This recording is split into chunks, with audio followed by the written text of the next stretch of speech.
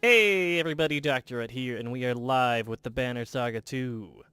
So the Banner Saga 2 is a game developed by Stoic, developers formerly of BioWare, who decided to do their take on a turn-based tactical RPG.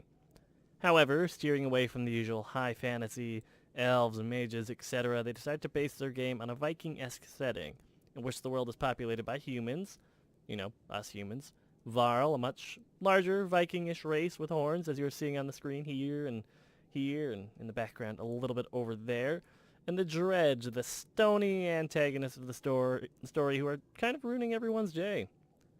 On top of all that, they've managed to pull off a very unique art style, reminiscent of older Disney films such as Sleeping Beauty. Hand-drawn animation I find really pulls you into the landscape, in which you kind of get immersed in the slowly declining, chaotic world, but me telling you about it isn't really doing anything justice here. And of course, it has been some time since I played their first entry into the series, go figure, the Banner Saga 1. So we are going to pop on into this recap and see what's going to be happening. When the sun stopped in the sky, life continued as normal. Then the stone-armored dredge reappeared, ancient foes from the far northern reaches, and the world was thrown into chaos. Giant Varl defenders were slaughtered, their strongholds destroyed.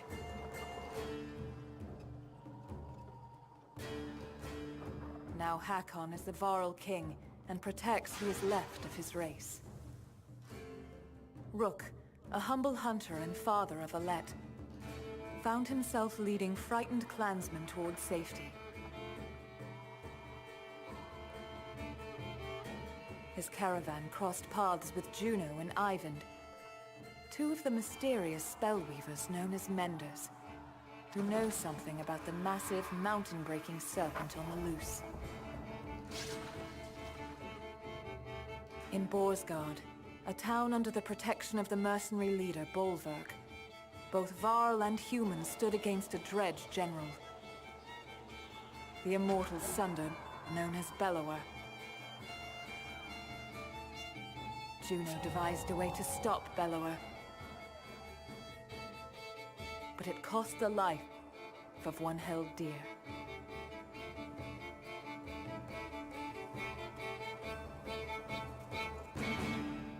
The saga continues. All right, so that was the introduction, of course, go figure. It basically gives you a very brief overview. So, we are going to start a new game. Okay, so in this case, like they said at the end of the game, a sacrifice was needed, yada yada yada. I played through the game multiple times, and I'm not sure which one would have been my canonical ending if we're going to be playing that game, in all honesty. But I feel like Rook is sadly the kind of guy who would sacrifice his life for his daughter, so I feel like we're going to be playing Alette. So since the tragic events in Boesgard, the families of the caravan looked to Alette, daughter of Rook, the former leader, to guide them. Though young, her compassion for others and ability with a bow have impressed all but the most stubborn of clan leaders. Calling on her personal resolve and lifetime friendships with the archers Oddleaf and the massive Varl Ivir, Alette must continue her father's work of seeing the caravan to safety of the distant capital city, Arborang. So I guess we should start her going then. The good thing about the two classes of Rook and Alette, they were basically the same class like an archer, so not really going to be having to deal with different class starting things. Time continues washing over us, moment after moment, like waves on a coast. Some more fierce, more violent than others. So few of my kind, the giant war, remain alive. Even so, I find myself wondering if humans, while able to bear children, suffer more for the loss of loved ones. Several weeks have passed since we slew the Sunder known as Bellower, but the chaos of the world did not wither as we hoped. The world is breaking. We sail aboard hastily crafted ships for the safety of Arberrain, the human capital. But the river curses us with a clear view of the dreads, assaulting another hopeless village.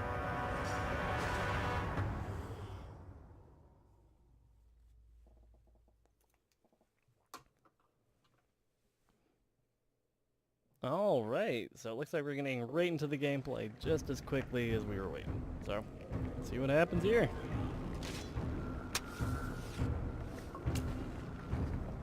So you just love the hand-drawn battlefields though. This looks really good.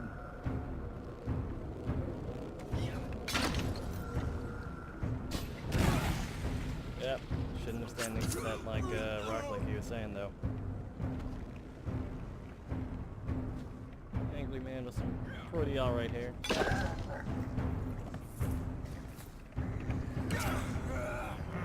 Everyone's dying. But thankfully we are here to save the day.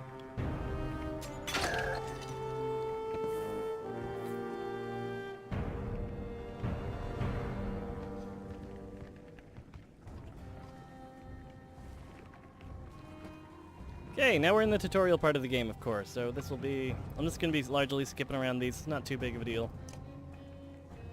Portraits down here show turn order, so from left to right we're going to go from Ivor, big yellow man here, there, etc. Turn, turn, turn, turn, turn.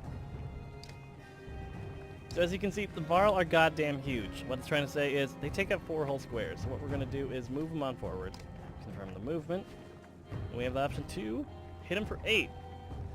The way the game works is, as you can see, I'm just going to go over here on the left side. We have armor. Armor blocks damage. You can put 2 and 2 together there.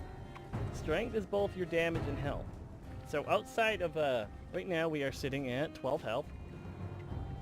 So we can hit him for 8, because, you know, 8 plus 4 is 11, yada yada. So it's just blocking that much, so let's just punch him in the mouth. Okay. Okay. Okay, it's just doing what I told you about. Just going to slam this guy down. We have the potential to promote him. We'll deal with that later. It's not too important. An enemy to reach. He'll just come over here, blow up some cover. I'm not sure if I want to do any editing for the combat. For me, I've largely played this game for the story, so we're definitely going to be... It's not fun to say this, putting on easy just so we don't have any issues with it. Just so we can keep the story moving. That's going to this willpower mechanic, basically spend some willpower, get some extra action points to move, so we can get in range of him and just crush his skull in. Using 2 of our willpower, which is right over here. Now, which one is more scary? Neither. We can just use Sundering Impact, so we're just going to use the ability, hits all adjacent units. Not for the full damage, of course, but some damage. Some damage is better than no damage. They want him to rest, so he's not going to do anything, and we can use a let here. Use willpower to buff it up to 3 damage, and take out this little grunt unit here. Like that guy's spinning dagger move. Love the animations in this game. You're going to get sick of hearing that really quickly. And now we're going to hear how the dialogue goes. A lot of it is not voice, so you're going to be hearing me talking through it, so I might do voices, but to be honest, if I start doing Varl voices, they're all just going to start sounding guttural and kind of bad. The village's reactions range from terrified by the foes to awestruck at your arrival. The leader approaches and bows in front of Ivir. Your timing makes me think the gods have returned. Please, He stops when Ivor nods his head towards you. The man peers under your hood. A girl leads those who saved us from those things? You know, a little bit sexist, but you know, a weird Viking pastime. Doesn't excuse it, but it's understandable. She ordered us to land, and those things are dredge, like the ones you probably heard about as a kid. Between losing so many clansmen and this, I feel I'm not myself. I thank you, child. He whips his cloak back with a flourish. I am Alio, the Skald. And your name? Alet. This is Evir. Ah, name's destined for history. Sounds like the brave poet is going to use us in a few proper verses. I'll even make them rhyme, given the time. His smile seems genuine as much as the concern that follows. Do you have any idea what might be causing the deep rumbling underfoot? Deep rumbling? Could be that giant snake again. The serpent in the sun, Radormer. I'm no holy man, but joking about dead gods feels wrong. I don't think the sun serpent would break mountains and try to swallow us all. Who could say with the sun stopped in the sky like it is? Alio looks skeptical. Tell me, did you just come from Borsgard? We heard rumor that the Sunder followers were sacking the town. We killed Bellower. Talking about the Sunder only make people panic. You should leave. Yeah, we killed Bellower. I'm proud of that. My dad died, but you know what? Good for me. Alio pauses. Looks to Ivir to confirm your statement with a nod. History indeed. Sunder slayers here among us. Depth. There's so many questions to ask. They'll have to wait until we're safely back on the longship and leaving this place behind. Skald nods his understanding, but another question creases his brow. Leave? Not to sound ungrateful, but this place is all we have. It's our home. I felt the same when Skoger was overrun. Except we had the sense to leave while we were able. But my children, you don't understand. I know exactly what it means to be a child stripped from your home and family. Takes a step back before lowering his head. Packing and tending to our dead will take some time, but I'll have everyone on the ship soon. You watch Alio rejoin his family.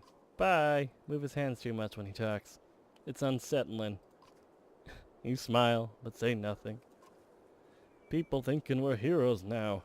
The world is breaking in more than one way. It's not the first time you've been called a hero, Yingvar. Ivar, your father's closest friend, looks unamused. He is one of the giants known as Varl, like the Viking races, go figure with these giant-ass horns, and has fought Dredge in the northern winters, personally killing one of their generals, the Sunder Rays, and lost an arm to the Sunder Bellower. Sorry, buddy. Your humor reminds me of your father's, since we're talking about things we'd rather avoid. Let's keep up. No, that's very delusional. I know he's gone, but I don't know how to let him go. Very misdirecting, but I feel like 2 would make the most sense. No doubt Oddleaf could help with that more than the fatherless, loveless Varl like me. Well, that's sad. You look off to see Ivor staring off in the distance. Rook was the closest thing I had to a friend. I wish I would have done more to protect him. You suddenly hear the centuries of life in Ivir's voice and imagine all he has seen. Ivir. I'm not sure you do let go. You just keep going. He walks towards the village, leaving you alone with your thoughts. I'm not going to go into spoilers here, but there's been a slight change already from what plays as Alet to Rook. I did a little bit of off-camera to hopefully get the audio balance correct, but I guess we'll find out pretty soon, huh? The Banner Saga 2. Ah, God, I'm just still so hyped about this game, guys. It's been a long time coming. I was hoping it would come out sooner than it did, but can't rush something like this. Just the drawing alone would be hard. Chapter 8. From their homes must all flee. Alright, so morale's declined. We're kind of in neutral territory. Traveling merchants are surprisingly well stocked. Yada yada yada. This is going to be giving us a quick rush through of how to play the game. Where can I find them? They'll be on the map over here. What kind of supplies? Food, everything. I'll just sum up here. This is how many people are in a caravan. Varl, giant people, fighters. Clansmen are just regular city folk. They can be trained into fighters later, but that'll be later. Renown is basically our currency. You use it for leveling up. You use it for buying items. You use it for buying supplies. Everything involves renown. Days of supplies, go figure. You have to, all these mouths, you have to feed them. Buy supplies, you run out, starvation will happen. People will start dropping like flies, morale will drop, it's a problem. We're gonna hopefully remedy that by going here. So let's see, he'll give you 5 renown. 1 renown gets 5 food, 5 supplies. We can last 9 days, 21 renown available. See, we can just crank it and just blow through all of our renown. Well, let's just see what these items are. Just going to confirm this just so we can take a look at these items. We have 35 available. There's obsidian power. Knockback. I'm not good enough at this game to worry too much. We are going to be on easy, so I don't think we have to overthink this too much. A ring that seems to absorb light behind it. Yada, yada, yada. 2 strength. 1 break talent. Move, drawing, aggro. That could be good. We're just gonna buy out his food. I feel like there's worse things than having too much supplies in this game. Then of course we're gonna be doing a little bit of dialogue. Whenever you're camped out, you'll pretty much have the option to talk with random people in your squad. Don't think I have the option to check it out right now, but there is a lot. Swing by over here, talk to Oddleaf. Or Odalive, however we say this. A friend, mentor. She's demonstrating fletching arrow to a few people as you approach. Give us a moment, will you? The group watch away as Odalife stands and wipes loose feathers from her tunic. Those people owe you their lives. Your decision to stop here saved every one of them. Well, everyone agreed. Don't be naive. Saving people is what you do, what your father did. Those under this banner agreed because they follow you. Her tone is forceful, and you almost smile to break the tension. Almost. Alet, they respected Rook, and that respect has passed to you. But give them any reason to doubt you, and it'll vanish. I guess we're gonna have to fight for this a little bit, right? But I really don't know what I'm doing. I get it. Then you know what? We're going hard. She stares at you for a moment, for a drawn-out moment before nodding. Her demeanor softens. I wanted to discuss them. They're good at scavenging for food, and the more we have, the more food they'll find. Training some of them to fight will keep others safe, but it takes time, and I'm not sure we have that much to spare. As our leader, you're here to decide how many fight, how many look for food. I'll keep that in mind. Thanks, Odd. Before you leave, she grabs you in a tight hug. Rook had a way of making it easy for all of us to be stronger. Her words seem to be as much for her as they are for you. She is discussing mechanical figure. Clansmen periodically will randomly gather more supplies. Supplies keep you full. If you don't have supplies, starving, same thing happens. Fighters fight. Varl, I think, just fight, truth be told, but there's a very limited amount of those in the world. We're gonna talk to this little yellowhead man. You find Eagle, or Gil, engage in a conversation with Prince Ludin and wait to approach. Yeah, we're traveling with a prince. He's kind of a dick. I figured it wouldn't hurt to ask. I didn't know there were rules on how to ask. But now you do. My father clearly needs to enforce customs across the backlands of his kingdom. Like I said, kind of a prick. Out here where we earn a name for ourselves instead of being born with it. Oh, damn, Gil, shots fired. Ludin, surprised by the comment, sees you standing nearby, straightening his posture. Your words are getting the better of you. I'll attempt to forget what you've just said.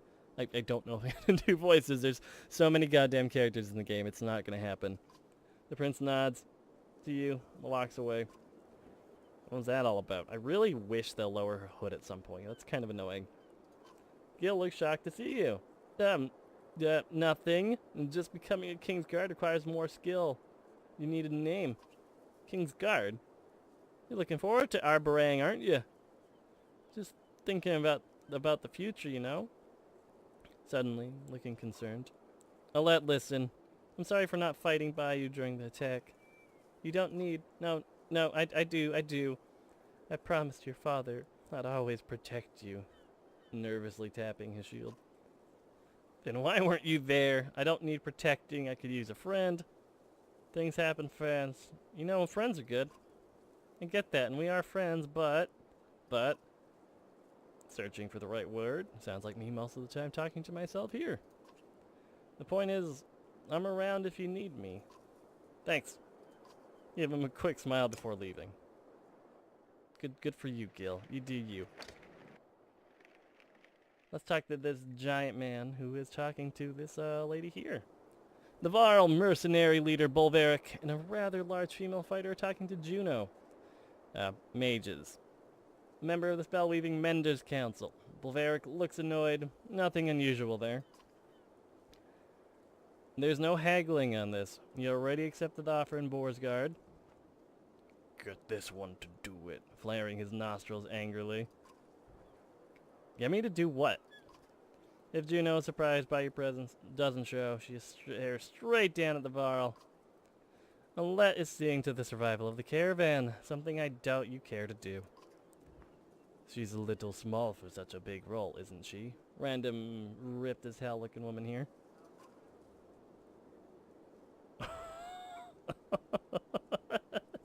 Oh, rude. I'm just gonna say nothing. I'm glad you're not easily provoked. Unfortunately, what we were discussing stays between us for now. Her look at Bolveric says she expects him to keep it private. Irvind needs my help with healing the wounded. We should go. See Hakan at the docks when you're ready. Juno leaves. Fane Volka. One of these days, Claws and Fang will get thirsty for Spellweaver blood. Flared nostrils. Clown Fang? His axes. Oh, okay. Large axe heads are polished, the blades sharp, and the cheeks scarred from plenty of use. But it's the gray handles that stand out. They are unlike anything you've seen before. So, you're leading this rabble now. Only to Arbarang, then it's King Meinolf's job. That's a name. Like he's got an answer to any of this. He'd royally piss himself if he ever saw a dredge. The pig-tailed fighter laughs. What's your name? I'm Volka, a shield mage and in charge of keeping the ravens alive. Like, actual ravens, or? I'm not sure. Bolver gives her a stern look, but she doesn't back down. I already know who you are, chieftain. Let's see, do you have a better idea than Arbarang? I heard there's a problem I should know about. The Varl seems to grow taller and more wild as he takes a step towards you. You're stopping to save every Fane idiot along the river will get us all killed. Makes it more sense to only stop the ships when we need supplies. They're not wrong. Get rid of half these useless people too. They're slowing us down. Let's see, I will if they don't start pulling their weight. The river dictates our speed on the ships. That's not going to happen. We'll see what happens when you get really desperate, kid. If you're even still in charge of these folks. Bolver snorts, turns attention to a large cart behind him. His bear-cloaked back indicates this conversation's over.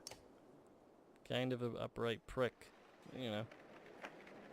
And that's it. We're going to rest here for a day. Everyone's going to be happy morale-wise. Good for battling. I don't know if there's any other use for it. But Hakan, a warrior recently announced as King of the Varl, packs on the dock. Not sure I was made for this, he says as you approach. Commanding in battle is one thing, but deciding how many chickens we need to bring?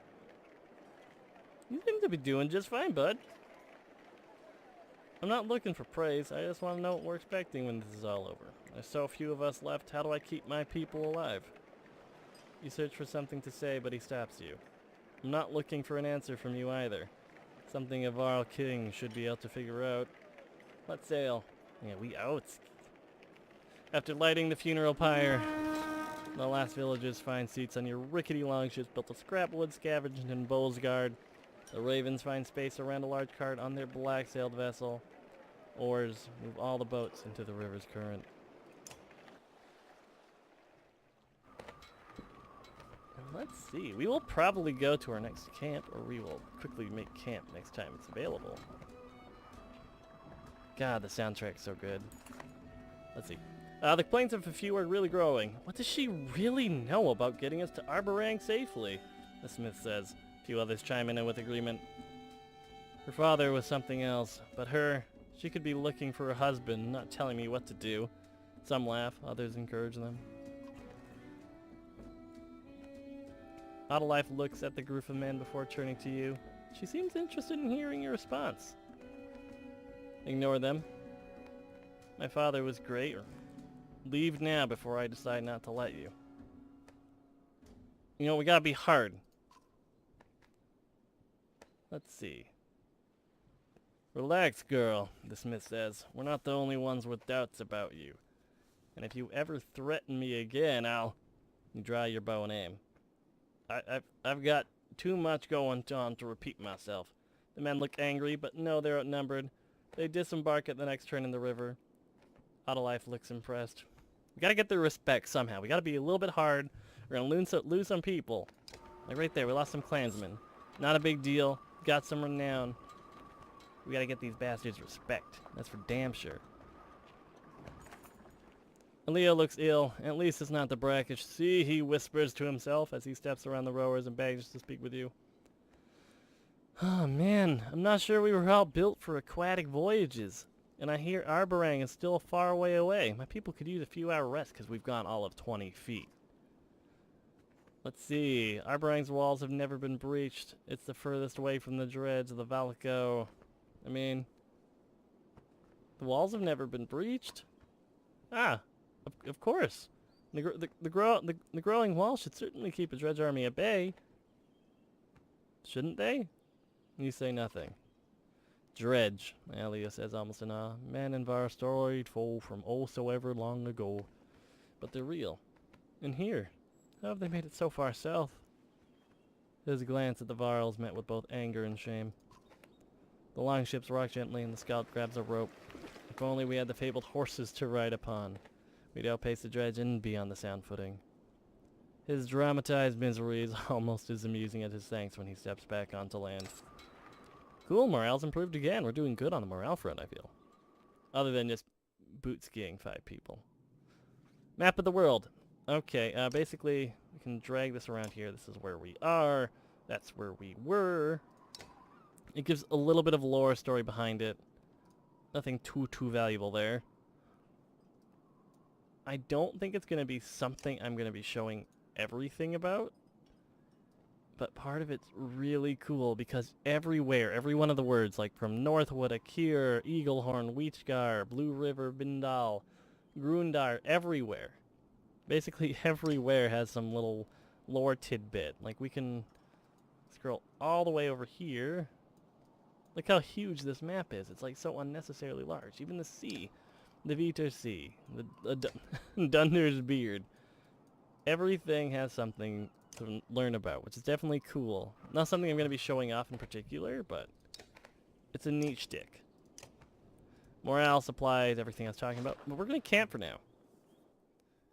And on that note, we're totally going to cut the episode here. I'm going to hopefully be doing a large upload once we're allowed.